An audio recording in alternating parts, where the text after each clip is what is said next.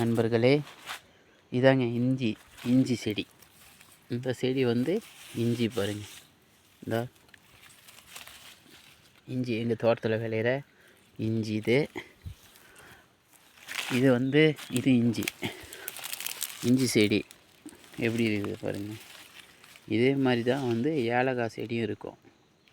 இஞ்சி செடி இது வந்து மஞ்சள், இது எல்லாத்துக்குமே தெரியும். இந்த மஞ்சள் இது வந்து இஞ்சி செடி பாருங்கள் எப்படி இருக்குதுன்ட்டு.